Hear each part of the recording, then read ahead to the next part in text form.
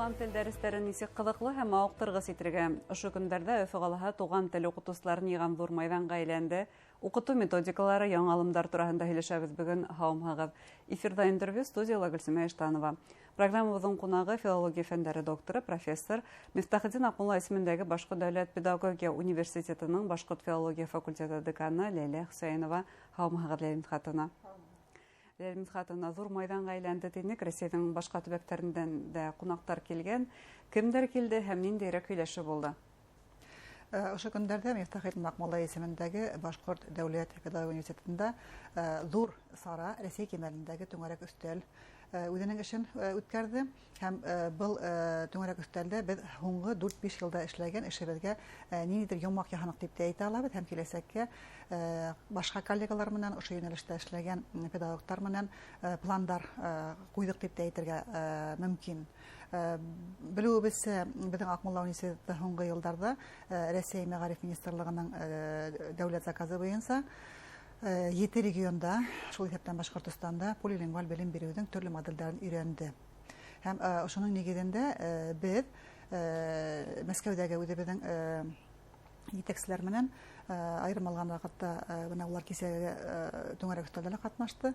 Анна Александровна Тимофеева һәм Елизавета Александровна Хамраева җитәкчелегендә, шулай ук үзебезнең Башкортстан Республикасының җитәкчелеге һәм шулай ук айрым алган вакытта Якут-Саха Республикасының җитәкчелеге ярдәмендә 5-9 классларда туган телләрне өйрәнү методикаһы буенча электрон дәреслек әзерләнәк. Түңәрәк өстәлнең төп һорауы бына ошо дәреслектең презентацияһы булды.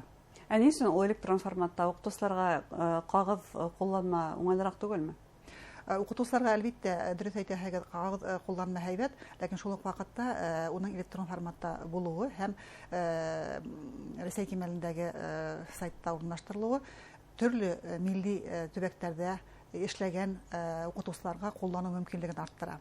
Әйткәндәй, был методик күрһәтмәләр мәктәп укучылары яки укытучылары өчен генә түгел, шулай ук ата-әсәләр өчен дә тәгаенләнгән. Белүебезчә, туган телләрнең язмышы турадан-тура ата-әсәләргә бәйле. Һәм әгәр дә ата-әсәләр аңлы рәвештә үзләренең балаларын туган телләрдә өйрәнүгә ялеп итә икән, димәк, безнең эшнең уңышы буласак. Һәм был электрон кулланманың авторлары башласа үзебезнең республиканың гыйльми хезмәткәрләре, укытучылары дип әйтергә була. Әйтергә мөмкин, шул ук вакытта дәреслектең үзендә авторлары күрһәтелмәгән. Чөнки әйтеп үтүемчә, был дәреслектә әзерләгән вакытта тапына безнең университетның базасында тупланган 7 республикадан бадан тыш инде башка республикаларда билдәле булган бик уңышлы тәҗрибә тупланган һәм әгәр дә без авторлар белән сикләһәк, бик дөрес булмас иде. Ягъни без бага тиклем тупланган әзер материалды башкаларга тәкъдим итү яһәтеннән ниндидер рәвештә дөемләштергәнбез һәм шул ук вакытта айрым берничә уен форматындагы дәрестә хатта куллана алырлык өлгеләр дә бирелгән.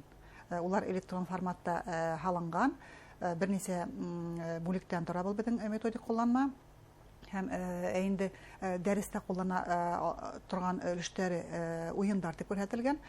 5-9 класслар улар әле һаман да бала кимәлендә дип әйтәйек. Әлбәттә 5 класста уйнаган уеннарда 9 класс укучылары уйнамай. Шул ук вакытта уен дигән вакытта бында инде сак кына киңрәк планда аңларга кирәк. Ягъни төрле ситуациялар, бала телмәре менән әйтә алырлык төрле карточкалар, төрле уендар, ситуациялар, сәяхәт мәсәлән тәкъдим ителгән. Уендарның үзендә теге яки бул телдә сүзләр бирелмәгән, һәр туган тел укытучысы үзе укыткан телдә ошо уеннарда балалар менән эшләй ала. Һәр бер уенның алдында Елизавета Александровнаның аңлатмаһы бик һәйбәтле бирелгән. Ул онда уенды уйнау тәртибен күрһәтә һәм ошо уенды уйнагандан соң балаларның телмәр яһәтеннән нинди компетенцияларын формалаштыру мөмкинлеге шулай күрһәтелгән. Ягъни бу сынапта һәр төбәк үзенчәлекләренә үзенчәлекләренә бәйләп куллана алырлык методик кулланма дип әйтергә мөмкин һәм ул исемтой Башкортстанда үтте. Бу шулай ук Башкортстанның тәҗрибәһен бөтен Россиягә тарату дигәндә аңлата. Бик дөрес әйтәһегез, ысынлап та был уку кулланмаһының төп өлешен Башкортстан Республикасында хәзер инде ныклы аякка баскан полилингваль мәктәпләрнең эш тәҗрибәһе тәшкил итә дип хис ителмәенчә әйтеп була. Һәм был яһәттән Акмулла университетының галимдарының ошо эшләнгән эшләрне гыйльми методик яктан анализлап, башкаларга тәкъдим итә алу кимәлендә күрсәтергә кирәк. Ысынлап та Башкортстанда бу җәһәттә бик күп эшләр эшләнгән. Һәм нимә әйтелде кунаклар тарафынан бу ошо Башкортстан тәҗрибәсе турында? Башкортстан тәҗрибәсе турында аңгай фикер бар икән беләбез. Айрым алган вакытта кисәге үткән түңәрәк өстәлдә әйтелгән кайһы бер фикерне тагын да кабатлап әйткем килә. Мәсәлән, Анна Александровна полилингваль мәктәпләрдә барган вакытта иң беренче күзгә ташланганы бөтә мәгълүмат, бөтә биҙәлеш инглиз телендә булуына игътибар итеп, был бик үк аңгай күренеш түгел дип әйтте. Ысынлап та полилингваль мәктәптәр сит телләрдә өйрәнү үҙәге дип без аңлайбыз да. Нимә дөрес түгел улай булгас? Шул ук вакытта ул ысынлап та сит телләрдә өйрәнү дип әйтсәк, бик дөрес тә булмас ине. Әгәр дә игътибарлап карасак, полилингваль белем бирү оешмалары тик милли республикаларда гына асыла. Милли республикалар булмаган төбәктәрдә ундай мәктәптәр юк. Һәм полилингваль мәктәпләрдә бит иң беренче ошо милли республикаларда туган тел буларак, дәүләт теле буларак күрсәтелгән телләрне хаклау юлы итеп карарга тиешбез. Ягъни полилингваль мәктәптәр ул укучыга, балага өстәлмә рус теленнән һәм туган телдән тыш сит телде өйрәнү урыны түгел, тап үзенең туган телен тиешле дәрәҗәдә кулланып, туган телдә дәресләрдә өйрәнеп, туган телнең функциональ яктан үсешен күрсәткән белем оешмаһы булырга тиеш дигән менә фикерне алга сыгара. Һәм бу җәһәттән, әгәр дә полилингваль мәктәпкә ингәнбез икән, башкорт мәктәбе, ул татар мәктәбе, безнең республикалар берничә телдә бар бит инде. Тапына ошо милли телдәге мәгълүмат өстенлек алырга тиеш дигән фикерне Мәскәүдән килгән безнең эксперт кисә басым өстенә алып әйтте. Дөрес дип уйлыйбыз шулай. Ысынлап та бу туган телләр аша дөньяны танып белү үҙәгенә әйләнергә тиеш. Әйе, бала иң беренче үзенең туган телендә фикер йөртергә, һөйләшергә, аралашырга өйрәнә. Һәм ошуның нигездә ул үзенең туган теле нигездә башка сит телгә, сит мөхиткә һәм тагын да бер нимәгә игътибар итәргә кирәк. Әгәр дә бер полилингваль мәктәп турында һүз алып барабыз икән, банда тел өйрәнүгә түгел, мәдәният аша, халкыбызның мәдәнияте аша телебезне үзләштерү һәм үзебезнең туган телебездә мәдәниятне артабан пропагандалау, тарату дигән максатты күз уңында тотабыз. Һәм Елизавета Хамраева шулай ук безнең Башкортстанга ул еш килеп йөргән кунакларның береһе, бына уның да фикерләрен ишеткә килә, ул нинди фикерләр әйтте? Елизавета Александровна итәкчелегендә без байтак эшләр эшләйбез бергәләп. Уның итәкчелегендә һәм ул безнең мәктәптәр менә таныш әйткәндәй, кисәлә унда мөмкинлек булды. Рәми Гарипов исемендәге башкорт гимназиясында һәм шунда сакырылган Өфе каласындагы полилингваль мәктәп укытучылары менә ошашу мөмкинлеге булды. Елизавета Александровна иң беренче туган телләрне хаклау җәһәтеннән методиканы практик җәһәттән югары кимәлгә күтәргән галимә дип без аны кабул итәбез. Һәм уның бер юнәлеше сит илдәрдә, аерым алган вакытта Кыргызстанда рус телен өйрәнү, тарату, менә ошо юнәлештә дөрестә алып бара. Ягъни, әгәр дә безнең укучылар, безнең балалар милли республикаларда туган телен нидер кимәлдә өйрәнергә тиеш булса, сит илдә яшәгән, шул Кыргызстанда мәсәлән кыргыз балалары рус телен үзләштерү. Ошонда ошо ике юнәлештең методикаһындагы уртаклыкты күрә белү һәм файдалану мөмкинлегендә безгә күрһәтә алу менән бик файдалы дип әйтә алам. Айруса, һеҙҙең вуз өсөн ул мөһим, сөнки әлеге ваҡытта Башҡорт дәүләт педагогия университеты тап Ҡырғыҙстан өсөн рус тел уҡытыусыларын әҙерләй. Әйе. Рус. Һәм Ләлим Хатуна, бына әлеге методик ҡулланмаға тағы бер тапҡыр әйләнеп ҡайтҡанда, ул ата-әсәләргә лә, уҡытыусыларға ла файҙалы булыр тиһегеҙ. Түңәрәк өҫтәлдә, әлбиттә, бөтөн республиканың уҡытыусыларын йыя алманығыҙ һеҙ.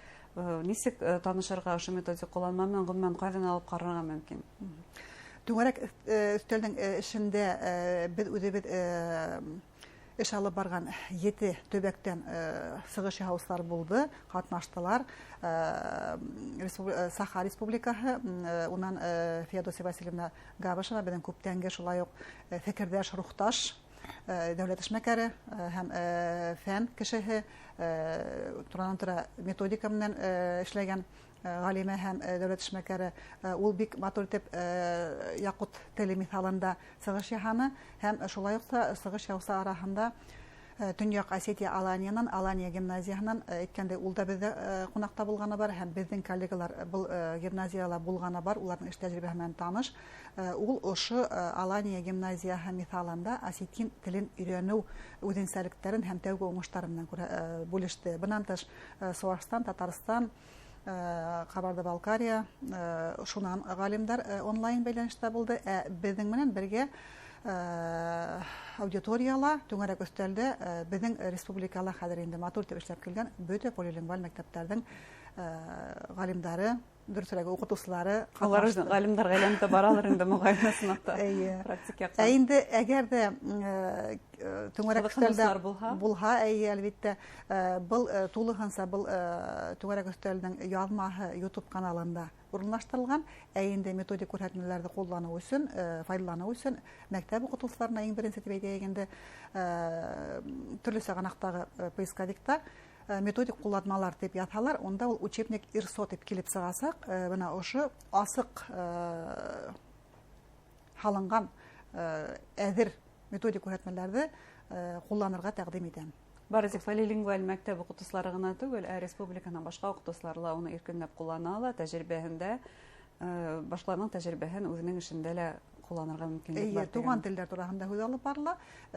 Кем нинди телде туган тел буларак укыта, менә ошо укытучыларга тәгаенләнгән был кулланма. Зур рәхмәт сезгә, хатыннар артабанда ошо методик кулланмалар әзерләү һәм укытучыларның квалификациясын үстерүгә һеҙгә уңыштар теләйбез. Рәхмәт.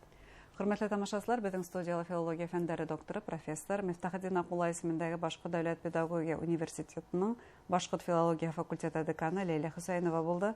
Игътибарыгызга зур рәхмәт.